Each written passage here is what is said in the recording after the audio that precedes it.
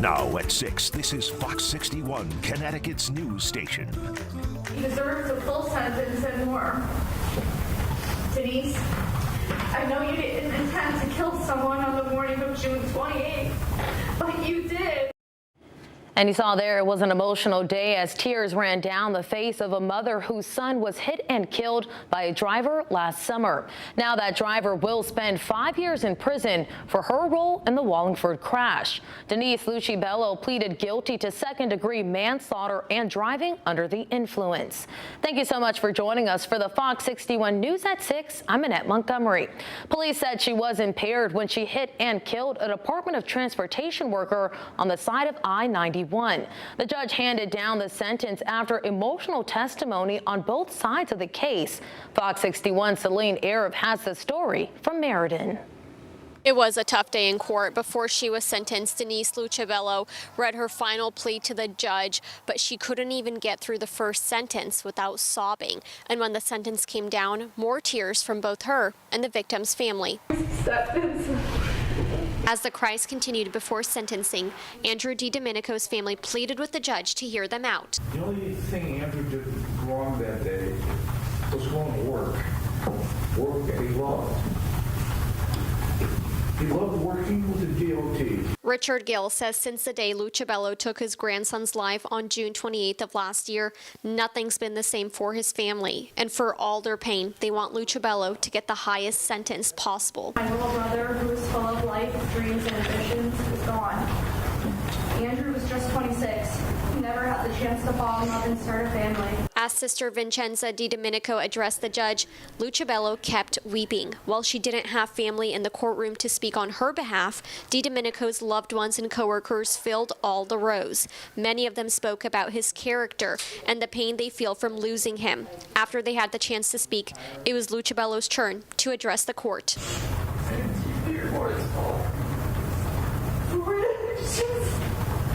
Because she was too distraught to finish her thoughts, her attorneys read the rest of what she wrote to the family. And once the judge made up his mind, he apologized to the DiDomenicos for an imperfect sentencing process. He said while Lucibello never meant to kill anyone that day, she did mean to get behind the wheel intoxicated. You are committed to the Commissioner of Corrections for a period of 10 years. That is suspended after the service of 5 years. Lucibello will now begin her prison sentence and then return home to her family while the DiDomenico family tries to heal from one of the hardest chapters in their lives. As part of her probation, Lucibello cannot drive for 5 years and she must complete a mental health and substance abuse evaluation. In Meriden, Celine Arab, Fox 61. Thank you, Celine. And over in Rockville Superior Court, funeral home director Philip Pietris appeared before a judge today after he was arrested for the third time late last month. We were expecting Pietris to enter a plea today, but he did not, so his case was continued to December 12th. The 51-year-old faces theft charges in several towns. Investigators say he scammed more than 60 people out of tens of thousands of dollars. The Pietris family owns 4 funeral homes in East Windsor, Vernon, Coventry, and Tolland. Police in East Lyme say a Massachusetts man used a sledgehammer to break into adjoining businesses one after the other. They say he did that by smashing through the walls. Back in June, they said 65-year-old Robert Bowers broke into the Shake restaurant on Flounders Road, which is located at the end of a strip mall. They say he then broke into other businesses in the building once he was already inside. They say a long investigation revealed that Bowers committed similar burglaries in Guilford, Milford, Madison, Vernon, and Manchester. Yesterday, he was charged with burglary and criminal mischief. Well, after taking some time to recover after a deadly house fire, the Mansfield Fire Department's deputy chief is now back on the job. Kevin Danielson was hospitalized this week for burns and smoke inhalation after he fought that fire. The deputy chief returned to the station yesterday with his wife and son by his side. 2 other firefighters were hurt in that fire, but they're also expected to recover. We know more than 30 firefighters and medics responded to the fire on Warrenville Road Tuesday. Officials say 79-year-old Carol Dauphin and a dog died in the fire. State police and the town fire marshal are now investigating where and how that fire started. We'll take a look at Cheshire, where crews tell us a fireproof metal frame garage caught fire Wednesday afternoon. We know fire crews were called to Waterbury Road for the fire that involved a diesel tank. It took crews more than 20 minutes to put the fire out. Thankfully, nobody was hurt, but the Department of Energy and Environmental Protection had to take care of oil and gas runoff. The cause of the fire has not been released yet. Switching gears to weather, take a look at this beautiful rainbow running over Hartford. Talk about something to make you smile this Friday evening. But you know the saying, if you want the rainbow, you have to put up with the rain. So let's bring in meteorologist Rachel Piscatelli with the first check of the forecast. Rachel. Annette, a few spotty showers out there right now, and for the most part, I do think it's going to be a mainly dry evening, but a few folks may get in on a rain shower or two between now and about 10 o'clock. Otherwise, it's going to be a beautiful fall weekend as we head into Saturday and Sunday. Right now in New Haven, temperatures are up around 58 degrees. The winds are out of the north to northwest around 5 miles per hour. Here's what it looks like in Hartford now at 51. The sun going down today at 5:55. So our satellite and radar picture is showing that we have a few of those lighter showers just to the north and the west of us. A few of those may dip in between now and about 10 o'clock. Otherwise, those clouds clear overnight, leading to a cool start to our morning on Saturday. Temperatures now in the 50s, sliding into the 40s, eventually into the 30s overnight tonight. 36 in Willimantic, 37 in Groton. Heading through the day tomorrow, it's a nice and bright day. Temperatures will be in the mid to upper 50s. Another beautiful one for our Sunday. We'll have more details on where we go from here coming up. Tonight, after a case of road rage that ended with gunshots into a car, Hartford police tell us they now have a suspect in custody. And as Fox 61's Alicia Hercules tells us, the man they caught was wanted in a different case. Police say the suspect had an active arrest warrant for an assault with a firearm that happened earlier this year. Police say they were called to the corner of Park and Washington Streets just after 8:30 Thursday night. They said the driver was not hurt, but their car had damage. The driver was able to give police a description of the suspect's car. Officers broadcasted that description across the city. A short time later, the department's Violent Crimes Unit and the Greater Hartford Regional Auto Theft Task Force found the car. The person in that car, 30-year-old Lorenzo Dunn, was arrested. Officers said they found a gun and narcotics in the car. Dunn has been charged with several offenses, including first-degree reckless endangerment and illegal discharge of a firearm. In Hartford, Alicia Hercules, Fox 61. Thank you, Alicia. A confrontation in a Norwalk parking lot ended with a man arrested and now facing drug charges. Take a look. Police released photos of the jars and bags of marijuana they seized. Officers said they went to Calf Pastor Beach after they got several calls about a man driving erratically. They said someone confronted the man about doing donuts in the parking lot, and the man threatened to shoot that person. Police found the man, who they identified as Alexander Friedman, a short time later. They confiscated the drugs you see here, as well as a weapon.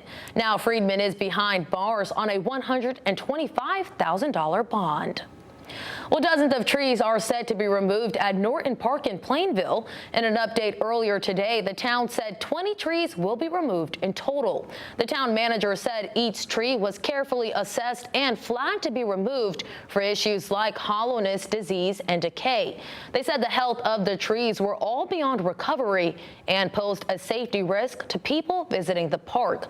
In a social media post, officials said to neighbors, quote, "Your safety is our top priority as we continue working to maintain a healthy and secure environment in the park." Well, there is political tension in East Haven after someone vandalized a campaign sign for Republican mayoral candidate Anthony Campusano.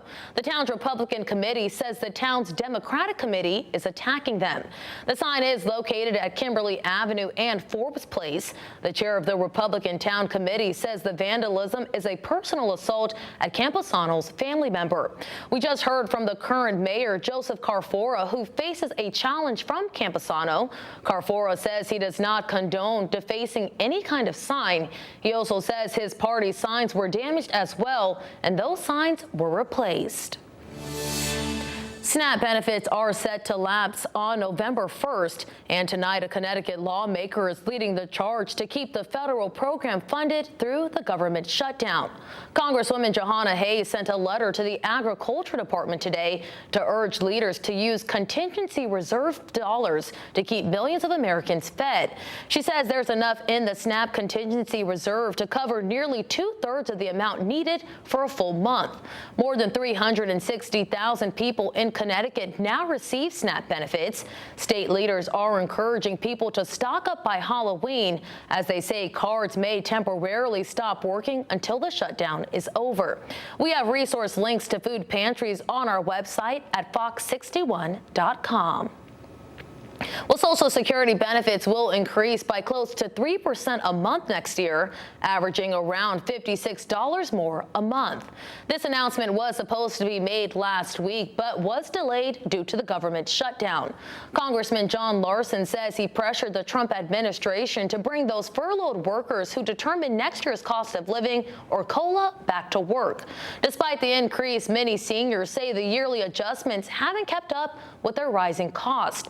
The annual adjustment is based on inflation, which has eased after hitting a roughly 4-decade high in 2022. Take a look. Caught on camera, a mishap during some rock blasting. This happened on Route 140 between Hopkins Road and Teaberry Ridge Road, which is near the Ellington-Tolland line. Well, the road is back open tonight, but crews were blasting rocks on one side when you can see that explosion propelled a huge mound of dirt and rock across the road. It was enough force to snap a utility pole and bring down some wires. Right now, it's not clear if anyone was hurt, but you can see there it was definitely a big mess in the road to clean up. Workers also have to install a new pole and relocate those wires. If you catch someone ignoring school bus stop signs, East Windsor police want you to snap a picture or video. The department reports most incidents occur from South Main Street to Windsorville Road. Officers tell us the current school buses don't have exterior cameras, making it hard for police to catch violators. Now, officers say if you catch someone in the act, you can send it to them by calling their non-emergency line at the phone number on your screen. They say the goal is to help keep everyone, especially children, safe. A warning for you this evening. Right now, someone is pretending to be South Windsor's Planning and Zoning Department, all in a scam to get money. Officials tell us the scammer emailed someone and requested money through a wire transfer. Town leaders want you to know the town will never request money like this.